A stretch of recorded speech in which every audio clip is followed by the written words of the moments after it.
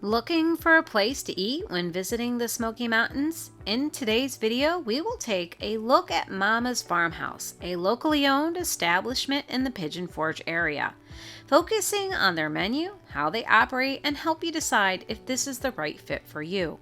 We will also take a look at their holiday feasts and discuss if this would be a good restaurant to visit on Easter or Thanksgiving.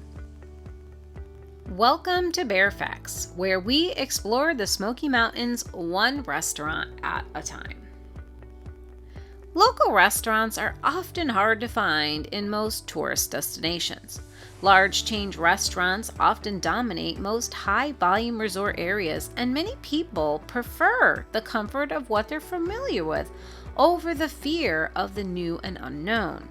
But many people want to try something new and prefer locally owned places. With such variety and so many options, many people are stumped as to where to go. Another thing you might notice is that the Smoky Mountains have a surprisingly large selection of local establishments to choose from.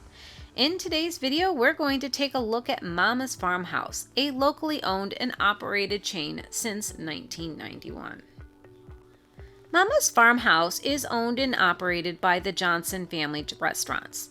The family started in the 1990s with their popular Bennett's Barbecue and quickly moved on to building several other successful restaurants. Their theme is Southern cuisine, focusing on restaurants that dish out comfort foods and simple eating. Mama's Farmhouse is in Pigeon Forge, Tennessee, off of 321. If coming from Gatlinburg, you will take a left onto Pickle Street.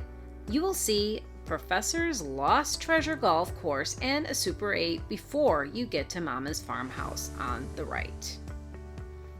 Mama's Farmhouse is a family-style restaurant that serves up food in family-sized portions. When you sit down at your table, the food is brought out to you. Each day, they have a list of different options you and your party are provided. Unlike places like Paula Deen's, the main entree is set by which day of the week it is. You are guaranteed 3 entrees every day, but they might not be the 3 you want. The fried chicken is offered every day, but the other 2 entrees are rotated through the week. What entrees you get are based on what day of the week you're visiting. For example, if you want fried steak and ham, you can go on Wednesday or Saturday. But you won't see turkey and country fried steak on the same day. If you want to make the best of your visit, I would suggest reviewing the website menu schedule before you visit and pick the day of the week that has the best options for you. The side dishes are the same every day. There are 9 different dishes to choose from: chicken and dumplings, mashed potatoes, macaroni and cheese, fried okra, corn on the cob, broccoli casserole, sweet potato casserole, macaroni salad, or green beans. You and your party can pick 4 of the 9 choices to share. There are unlimited servings, but you can only pick 4 for the table. This is a common practice with family-style restaurants, though I'm sure if you and your party truly dislike one of the dishes, you can ask your server to give you another option. Like I said in the description, this is not a review. This is just some information we're passing on. Though I personally value reviews, places like this are too hard to give a proper review on. Each person has their own tastes, and too many people have seriously strong feelings about them. The reviews on Mama's are both extremely positive at times and scathingly negative at others. I will tell you this, if you are looking for healthy, vegan, or gluten-free, this might not be the best fit for you. Mama's is all Southern. However, they are almost always busy, and people often talk about them favorably in the forums. When looking for a restaurant to visit, these 2 things often help me make up my mind.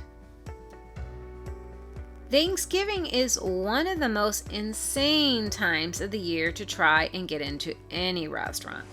Many people are looking for a place to eat, and finding open restaurants on holidays can be tricky. Those that are open are going to be crowded. Even on a regular day, Mama's is known for long waits and long lines. This last Thanksgiving was a good 2-hour wait. which we were forewarned about and prepared with healthy cell phone batteries and a willingness to talk with strangers while we waited. One nice thing about Mama's Farmhouse is that they have a decent area for people to wait. You're welcome to walk around the grounds and look at the vintage tractor, truck, and other farm equipment. You can also just snag one of the rocking chairs and hang out with your party or talk with fellow patrons and share stories. There is seating inside as well. Here you can browse their small selection of items for sale or just take in the farmhouse decor. Another nice thing about Mama's is that the bathroom is in the front of the restaurant. This way you don't need to trek to the back of the restaurant, passing people eating and asking the staff where it is when you're waiting to be called. If you have children, there is a fun interactive area for kids to run and play around in. The vintage style outhouse and hook and ring game can keep all age levels entertained. Mama's is also great for holidays because they can accommodate large parties. If you have a party of 12 or more, you can make a reservation online. They don't do reservations for smaller groups. If you call ahead in the morning, they might be able to give you a time, but won't guarantee a spot or a time. Normally, when you arrive at the restaurant, you'll need to give them your name and phone number. They will send you a text message when your table is done. For the Thanksgiving dinner this year, they didn't take our phone number, just our name. I'm not sure if the system was down or it just couldn't accommodate the volume of people, but we got a rough wait time estimate and just returned around the time and waited for a person to call our name. Once your phone goes off, or they call your name, the hostess will walk you to your table. The staff are dressed to fit the part of a farmer with denim overalls and plaid shirts. For Easter, some even donned a pair of ears. The Thanksgiving and Easter dinners are a little different than those for a normal day. Food is served family style, and everything is still all you care to eat. The main difference between holiday and regular days is that each item on the holiday menu is served. You don't need to decide which side you want unless you let the server know you don't want it. For the Thanksgiving feast, the first thing you were offered was bread, olives, cranberries, and deviled eggs. The main course was, of course, turkey and stuffing, but they also had thinly sliced ham for those who wanted something different. For the side dishes, you got mashed potatoes and gravy, broccoli casserole, sweet potatoes, green beans, and macaroni and cheese. For dessert, you were given the choice between banana pudding or peach cobbler. As with the Thanksgiving dinner, we were given a menu to look at while we waited. The menu let us know what would be served and pricing. Drinks are not included in the price, and they do not serve alcohol. They do serve basic drinks like soda, milks, juices, tea, and coffee. The Easter menu was very similar to the Thanksgiving one. You were given bread and deviled eggs as a start, but we didn't see olives this time. One of the main differences was that they had the deep fried chicken included with the meal. The spread was almost exactly the same with mashed potatoes and gravy, turkey and stuffing, chicken and dumplings, macaroni and cheese, ham, broccoli casserole, and sweet potatoes. The menu stated there was vegetable soup, but we didn't end up getting it. Not sure if it was an oversight or if they had a misprint on the menu. There is quite a lot of food that comes with the holiday dishes. The wait staff will bring all your food on large carts at once. They make sure you're given clean plates, silverware, and utensils to serve the individual items onto your plate. Once the feast is laid out, you are welcome to fill it up. If you want more of any dish, you just need to ask your server for the items you want more of.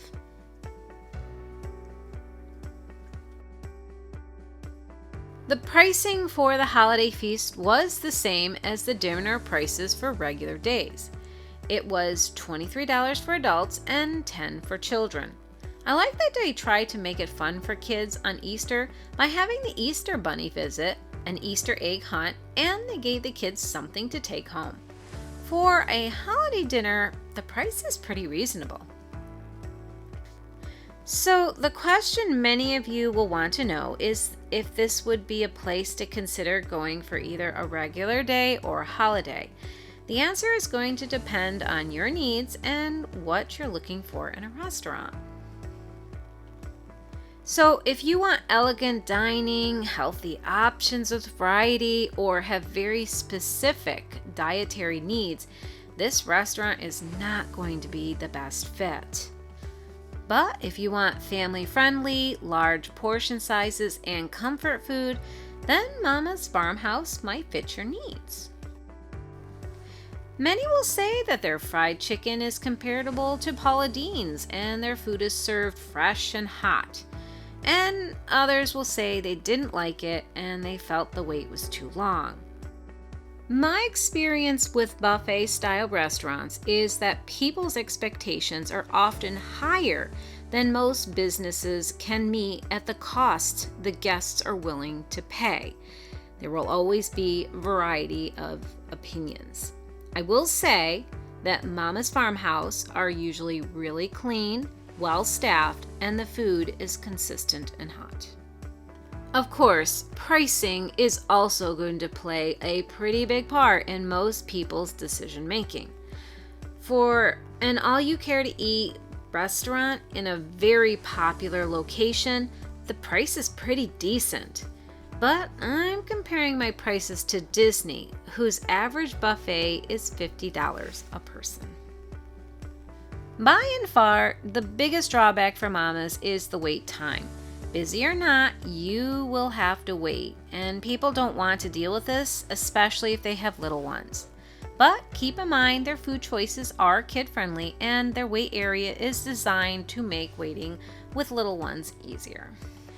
One last thing to think about is that Mama's Farmhouse has an electric charging station for vehicles. This might make your decision easier if you need to top off your car battery at the same time you're eating.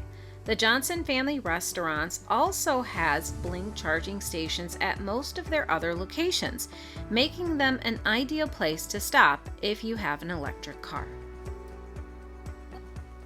Well, I thank you for visiting our channel and hope you have enjoyed this video.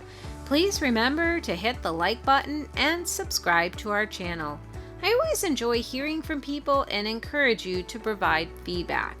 And even if I'm not reviewing the restaurant, we all still need to hear what others have experienced and would like to hear about them.